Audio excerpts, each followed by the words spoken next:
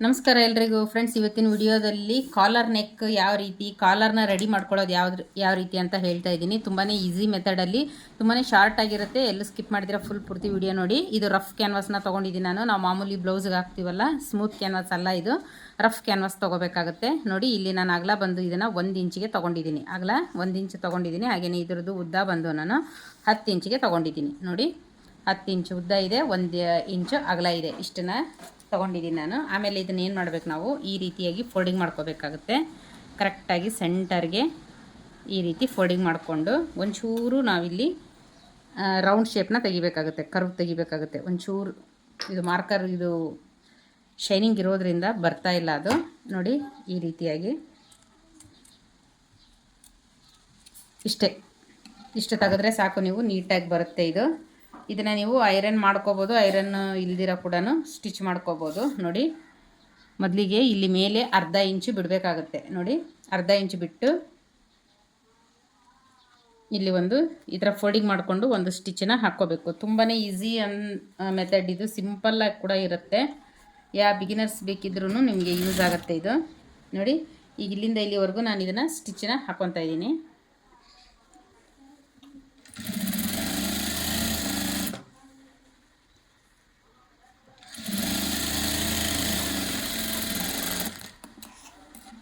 ನೋಡಿ, ಇಷ್ಟು ಸ್ಟಿಚ್ ಹಾಕಿದ್ದೀನಿ.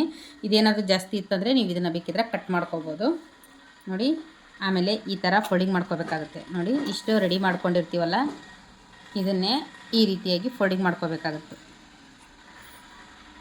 ಇಲ್ಲಿ ಒಂದು ಇಂಪಾರ್ಟೆಂಟ್ ಏನಂದರೆ, ಈ ಸ್ಟಿಚ್ ಇದೆಯಲ್ಲ, ಇದು ಈ ಥರ ಹೋಗಬಾರ್ದು. ಒಂಚೂರು ಇದನ್ನು ನಾವು ಯಾವ ರೀತಿ ಕಟ್ ಮಾಡಿರ್ತೀವೋ ಒಂಚೂರು ಈ ಥರ ಎರಡು ಕಡೆಗೂ ಅಷ್ಟೇ ಒಂಚೂರು ಈ ಕಡೆ ಒಂದು ನೀಡಲ್ ಈ ಥರ ಬೆಂಡ್ ಆದರೆ ನಮಗೆ ಕಾಲರ್ ಅಟ್ಯಾಚ್ ಮಾಡುವಾಗ ಫಿನಿಶಿಂಗ್ ಚೆನ್ನಾಗಿ ಬರುತ್ತೆ. ಹಾಗಾಗಿ ಇದನ್ನು ಈ ಥರ ನಾನು ಬೆಂಡಾಗಿ ಒಂಚೂರು ಒಂದೇ ನೀಡಲ್ ನೋಡಿ ಇಷ್ಟು ಹಾಕ್ಕೊಂಡು ಕರೆಕ್ಟಾಗಿ ಇದು ಏನಿದೆ ಇದು ಕಾಲರ್, ಈ ಕ್ಯಾನ್ವಾಸ್ ಇದೆಯಲ್ಲ, ಇದ್ರ ಕೆಳಗಡೆ ಒಂದು ಪಾಯಿಂಟ್ ಸ್ಟಿಚ್ ಬರಬೇಕು ನಮಗೆ. ನೋಡಿ, ಇದು ಕ್ಯಾನ್ವಾಸು ಇಲ್ಲಿಗಿದೆ, ಇದ್ರ ಕೆಳಗಡೆಗೆ ನಾನು ಸ್ಟಿಚ್ಚನ್ನ ಹಾಕ್ಕೊತಾ ಇದ್ದೀನಿ.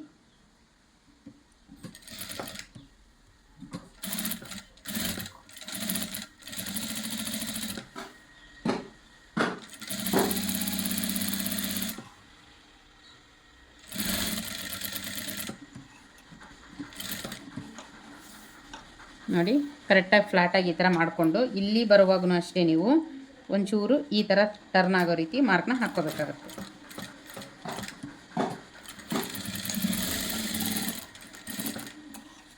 ಆಮೇಲೆ ನೋಡಿ, ಒಂದು 1/4 ಇಂಚಷ್ಟು ಬಿಟ್ಟು ಇದನ್ನು ನಾನು ಕಟ್ ಮಾಡ್ಕೊಂಡ್ಬಿಡ್ತೀನಿ. ಇದನ್ನು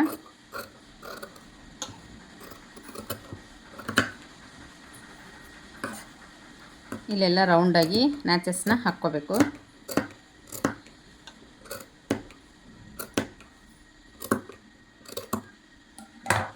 ಆಮೇಲೆ ನೋಡಿ, ಇದನ್ನು ಈಗ ಈ ರೀತಿಯಾಗಿ ಟರ್ನ್ ಮಾಡ್ಕೊತಾ ಇದ್ದೀನಿ.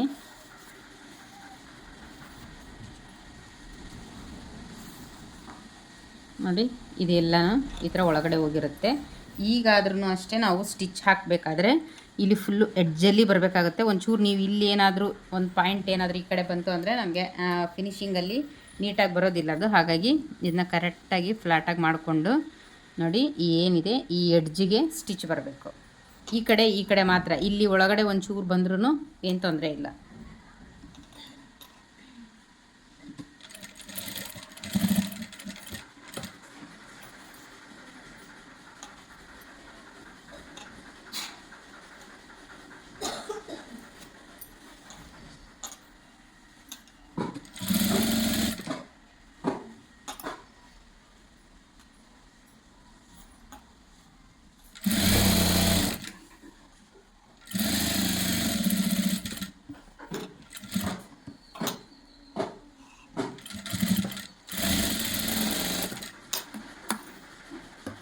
ನೋಡಿ, ಈಗ 1/4 ಇಂಚ್ ಬಿಟ್ಟು ಇದನ್ನ ಕಟ್ ಮಾಡ್ಕೊಂಡ್ವಿ ಅಂದರೆ ಇದಕ್ಕಿಂತ ಜಾಸ್ತಿ ಬಿಡೋಕ್ಕೆ ಹೋಗಬಾರ್ದು ಫ್ರೆಂಡ್ಸ್. ಇಷ್ಟೇ ಮಾರ್ಜಿನಲ್ಲೇ ನಾವು ಕಟ್ ಮಾಡಬೇಕು. 1/2 ಇಂಚೆಲ್ಲ ಇದನ್ನು ಎಕ್ಸ್ಟ್ರಾ ಬಟ್ಟೆ ಬಿಡಬಾರ್ದು. ಇದೇನು ನಾವು ರೆಡಿ ಮಾಡಿರ್ತೀವಿ ಕಾಲರು, ಇದಕ್ಕೂ 1/4 ಇಂಚ್ ಮಾತ್ರ ಡಿಫ್ರೆನ್ಸ್ ಇರಬೇಕು. ಇದಕ್ಕಿಂತ ಜಾಸ್ತಿ ಇತ್ತು ಅಂದರೆ ನಮಗೆ ಫಿನಿಶಿಂಗಲ್ಲಿ ನೀಟಾಗಿ ಬರೋಲ್ಲ, ಅಟ್ಯಾಚ್ ಮಾಡೋದಕ್ಕೆ ಕೂಡ ಕರೆಕ್ಟಾಗಿ ಬರೋದಿಲ್ಲ. ನೋಡಿ, ತುಂಬಾ ಸಿಂಪಲ್ಲು, ಈಸಿಯಾಗಿ ಈ ರೀತಿ ಕಾಲರ್ನ ನೀವು ಕೂಡ ರೆಡಿ ಮಾಡ್ಕೋಬೋದು. ಆಫ್ ನೆಕ್ ಕಾಲರ್ಗಾಗಿರುತ್ತೆ ಇದು. ಫ್ರೆಂಡ್ಸ್ ವಿಡಿಯೋ ಅರ್ಥ ಆಯಿತು ಅಂತ ಅಂದ್ಕೊಂಡಿದ್ದೀನಿ. ಖಂಡಿತ ವಿಡಿಯೋಗೆ ಲೈಕ್ ಕೊಡಿ ಫ್ರೆಂಡ್ಸ್. ಹಾಗೆ ನೆಕ್ಸ್ಟ್ ವಿಡಿಯೋದಲ್ಲಿ ಸಿಗೋಣ. Thank you so much.